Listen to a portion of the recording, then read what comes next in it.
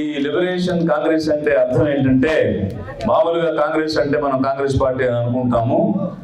కానీ కాంగ్రెస్ అంటే దాని యొక్క అర్థం 10 మంది కలిసి ఒక చోట కూడి ఒక మాట మాట్లాడి దానికోసం ప్రయత్నం చేయడాన్ని మనం ఇంగ్లీష్లో కాంగ్రెస్ అని అంటాం.